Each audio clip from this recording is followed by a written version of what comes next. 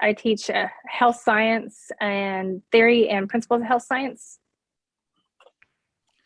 I'm Nicholas Mitchell. I teach the CCMA program as well as medical terminology, and I'm the teacher of record for the rehab aid and the CNA program.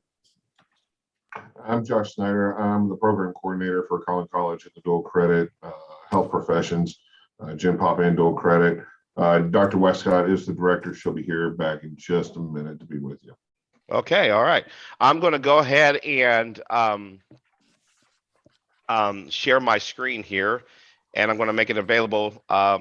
So I'm going to give some program updates here, talk a little bit about our purpose of this, and go through our mission like we are supposed to according to the protocols with running advisory committees. And then Dr. Mitchell and Mrs. Clemens will give an update, and then it'll allow us an opportunity to have some discussions about specific things with you guys, especially with our upcoming interviews and things like that. And so delay us. So Cheryl, you want to go ahead and give updates on your two courses, and Doc, you give them for yours as well. Okay, we've had a fairly large enrollment of students for our principles of health science classes.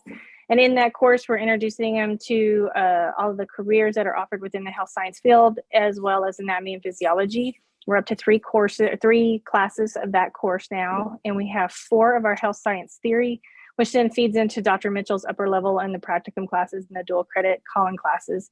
And we do our BLS certification for students for American Heart Association in those classes. And our enrollment and interest in dual credit has stepped up greatly with these kids coming through the health science program. All right, thank you. So for the medical terminology class that I teach, we're just finishing up the digestive system. Our students have been performing activities to show how long the digestive system is and learning the different parts of it. So there's a lot of anatomy, physiology, and pathology involved with and it's not just medical terminology. But we're about to get into the urinary system, so that'll be a fun system to go over.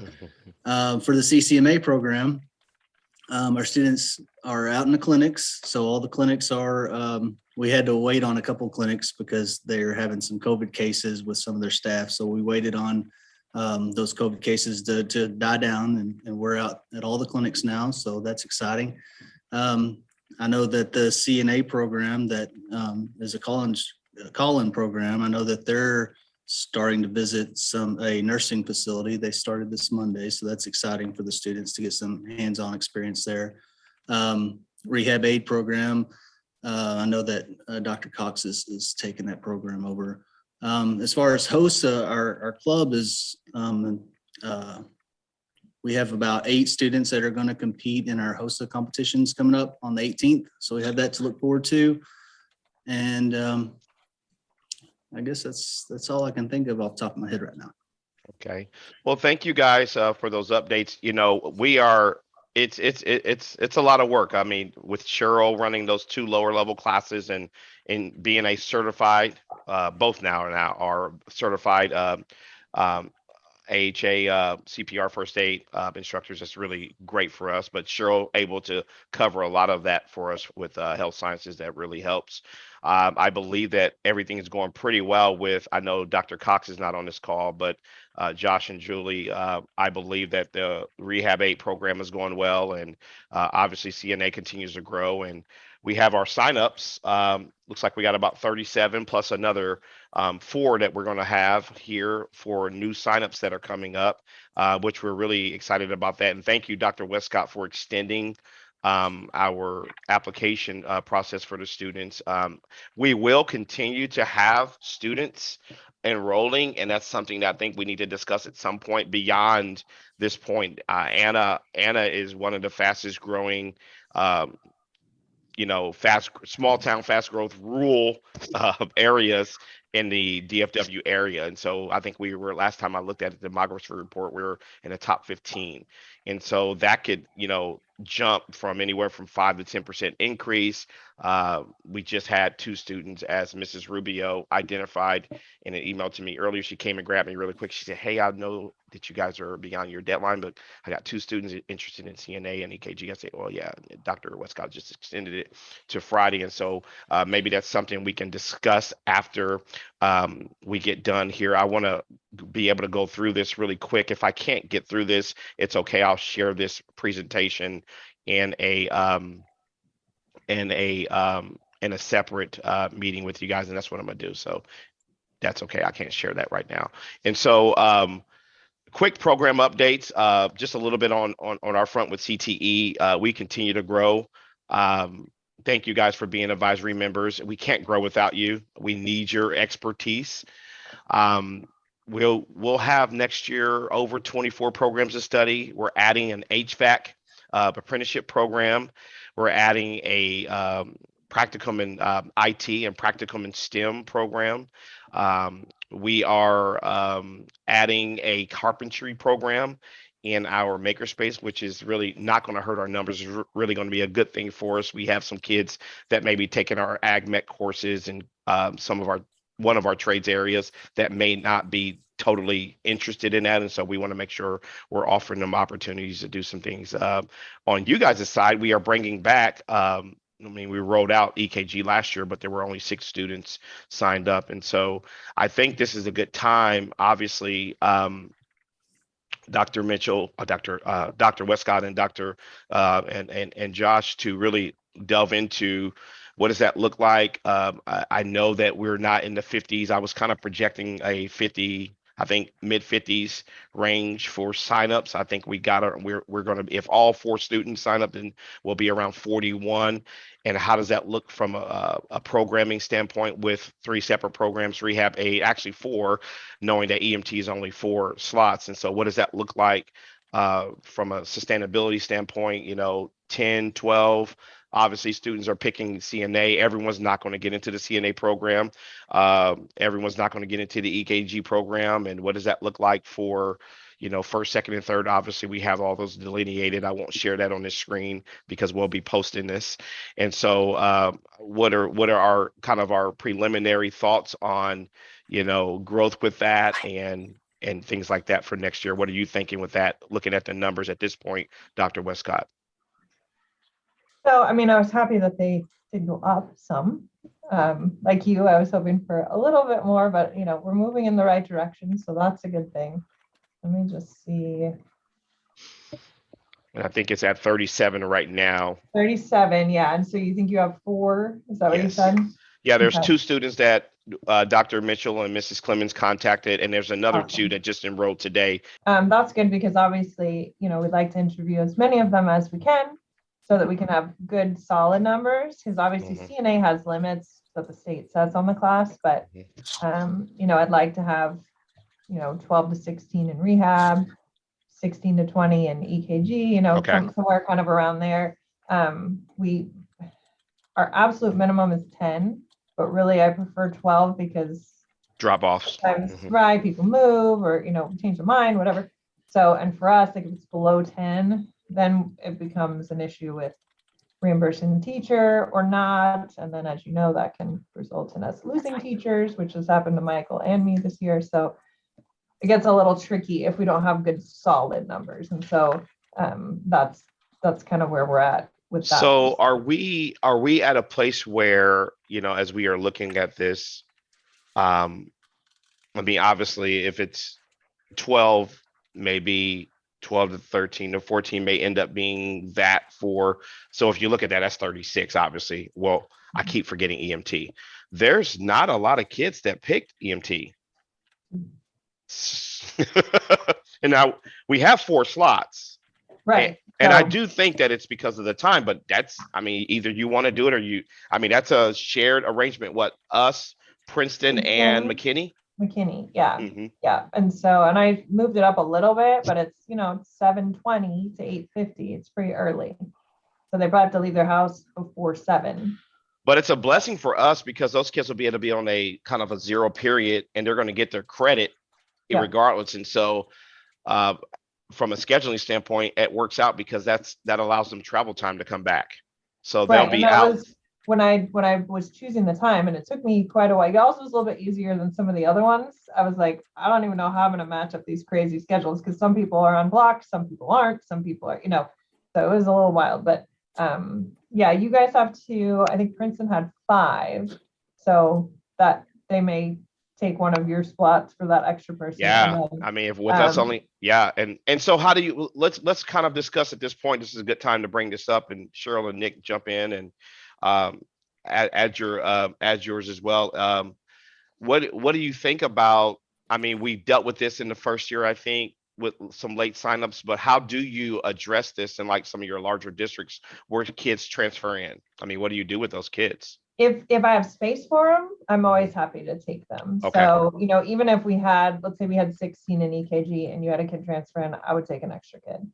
I can't Is do there- that as much in CNA, depending on where it's at. Like if we were at a solid 20, I can't. But if we were at 19, sure, because I have a spot. So it's really just a matter of if they've taken some kind of health science class, hopefully, and then where their space is. So Would you be open to us doing, excuse me, some type of preliminary interview with them to help with that? Because obviously we wouldn't know the student coming in. We wouldn't be able to say, hey, this is definitely someone that they were out for this period of time. And, I think you should definitely take a look at them for the program. Obviously, you guys are going to make the final decision, but is there something in there where Dr. Mitchell and Mrs. Clemens, myself, even Mrs. Rubio can assist with?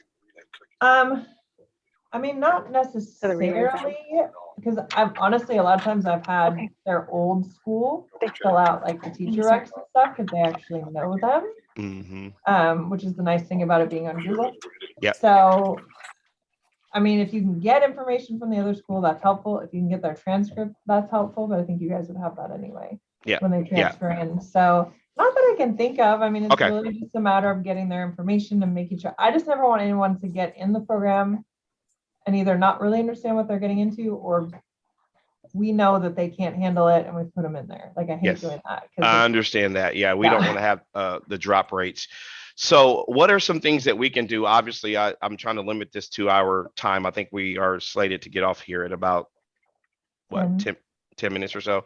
So one of the things I would like to discuss with you is from a retention standpoint and promotion. I mean, I felt pretty good about the presentation that we had earlier in the year. And I think that moving forward, it's going to gain more traction from a understanding of the rigor and the differences between the rigor and the programs. I think we had some issues initially with Rehab 8. I don't think any of those students were former CNA students because I don't think so. I don't think that we had any of those. Cheryl, do you remember? Nick, do y'all? I can't think of any that were CNA students. Yeah, that would have really surprised me anyway. So, but which is a good thing, having that junior year is huge, and that hopefully that EKG will help out as well, offering it that junior year. So, what can we do? Like, what else other than obviously having you guys in?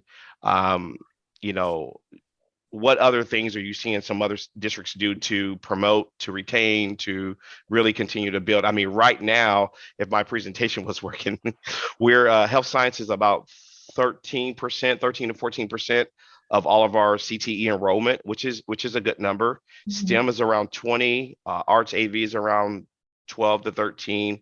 And so I want to continue to see that health science number boost because I believe that there's more opportunities in that field than some of the other areas. And so high wage in demand jobs are available at this point for people. And so a couple of things come to mind. Number one, I think we got to get them earlier. So some of the other districts do 8th grade tours and they bring their 8th graders in to tour their facilities and kind of go over the programs at that time. So it's the first time getting it in their head. I think that's helpful. And then they can, actually see the high school and see where they would be and kind of picture themselves there. So that's helpful. Second thing would be we do something for parents, because as much as we can tell kids stuff a million times, they're not necessarily remembering it or bringing it home. And so if perhaps we did a couple of info sessions, like at night or something for parents, just to kind of let them know, here's the programs that the school offers. I don't know if you guys do something like that already. Yes, Um, we have multiple nights. We have a fish camp. We have an 8th grade intro night. We have, I mean, they come and do clubs, and yeah, we have at least 3 or 4 opportunities. But Cool. I definitely think we could have something more specific, Nick and Cheryl, to where we could say, hey, we're going to do something just for our wing, and this is what we're about, or something specific for health science, and then we can maybe feed people pizza or something like that. So we can definitely look into that. And something, in 8th grade for 8th grade parents, but then also parents in like 10th and 11th grade when it's just about to be time for the application, so that they're aware that this is happening as well, I think can be helpful, because then they can kind of, Like practicum sign up night or something like that for the parents. something like that. Yeah, just, and I feel like for us, I've switched all my info sessions to Zoom because I Yep. get more people on. Yep. They don't have to get childcare or leave work early or whatever. Yep. And I get more questions because they can type them. They don't have to say them out loud. So, that's easy for one of us to do anytime. But I think if we do it kind of around the time that the application's open, so we're like, hey, this is happening right now and it's due this date, then the parents know, because we all know the kids are probably not showing their parents that very detailed instruction sheet that I put together. And so I think that might be helpful. Okay. In just making sure that I know it.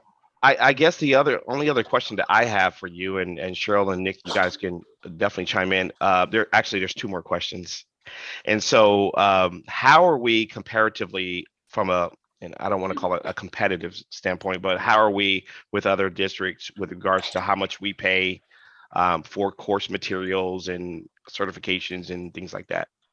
I think that you guys by far pay the most, except Plano obviously pays everything, because that's a special situation. Because they have the academy, right? They have the So, academy. Yeah. right. Yeah. So they're outside paying of for the college and everything. They're paying for the actual. everything. Yeah. Outside of that, some of the districts might reimburse certification fees. Some might reimburse tuition if they pass. It's maybe like one thing, or maybe they pay, like, I want to say Princeton does some kind of a flat fee. They now do they may have gone to a flat. I know they did the reimbursement and that failed because of following up with kids. So they started a new process where I remember talking to Greg Tabor about it. They stopped doing it that way. And what they did was they paid for it. Like they pay for every class. And then the minute that you failed one class, they're done. Okay. You fail, you're out. You're out, kind of out of the program. And I don't know what they're doing now. They may have moved on from that. That's been a couple of years ago. So, okay. I think that's it. You guys definitely, have paid the most towards, the services that are provided. Okay. Really helpful, for your kids. Yeah, we want to remove as many barriers for our students as possible. I think, number one, they don't have to travel to Collin. They're coming here. You guys are coming here, so that's a huge. Transportation is always a barrier. Number 2, money, right? Or you can reverse those depending upon the situation. I think that we're doing a good job there. Now, let's go back. Principles of health science, articulation, and we haven't really discussed that really pre-COVID, and so. We're obviously not really set up for that at this point, at this time of the year, unless there's been other communications going on between yourself and Cheryl. Cheryl, how do you feel about that? What are your thoughts about that? And then Julie, what do we need to do to get going? Did I share that folder with you, Cheryl? I feel like Nick, didn't you ask me to share it with her at some point? I don't remember. I don't think I got that one.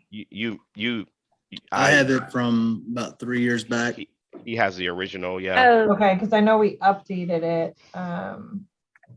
For the articulate, or where we do the quick little course for the kids to get the articulation for basically for credit for. Yeah, you're teaching the course like you normally would teach it, but you are embedding components and then making sure you're testing from the test bank that she provides. Okay. What's your email, Cheryl? It's my name's Cheryl.Clemens@annaisd.org. 2 M's. Yes.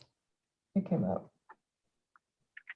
Okay, I just shared the folder with you. So it has, lesson plan ideas, test banks, PowerPoints. They're not great, but it has the information that you need. So you can either just Big copy bar the of steel. information or whatever. And then basically, and then there's the petition form. So the way it works is you need to do an end of course exam. A Okay. lot of the schools, they teach it all in the first semester and use that as their first semester final. Okay. And then they, continue with the other material because it's mostly like insurance and blah, blah, blah, all that kind of stuff. So that's there. And then she's got some ideas for projects and stuff you can use. The test has to be 100 questions. They have to get at least a 75 on the test. Yep. So I asked then all the you- teachers to keep a running spreadsheet every year of the students' names, birth date, test date, and their score, because they're going to forget. And then those results should be mailed to the dual credit office every year. Is Yeah, there okay. is there any way, I know we're in February. Is there any way, is it too late for this year? Is it, That's up to her. I mean, So she can Cheryl, look if you- at it and Cheryl- see. Yeah, why don't you take a look at that and then correspond back and forth with Julie and just keep me posted of what you decide. I believe Dr. Mitchell looked at it at one point, he was in the process of aligning. I think we did it one year, but I think the biggest thing we had, the issue that we ran into was it wasn't a time factor. It may have been at the time just really getting the kids ready for that level of rigor. And I thought it was a good idea. I mean, it's great. We have it in our academic planning guide. I need to remove it if we're not going to do it, but I would like to do it. So briefly looking at this and looking at, I'm looking at the tests right now. I haven't used these tests, but this is what I teach. It at the should beginning be of school. pretty similar, right? And that's why I'm But- saying I think in the future, it's I probably could- best to do in the first semester because it is, if you follow kind of the course alignment. Pacing of- guide, Yeah. Okay, so for using this to get the kids to get credit, units. I have to use these tests or Right. to do the articulation. I need to do these tests. Yes. You would do one test at the Okay. end. That's 100 questions, and you can pick which questions you use. But Okay, 100 so questions, I don't have to use all of the tests that are in this test bank.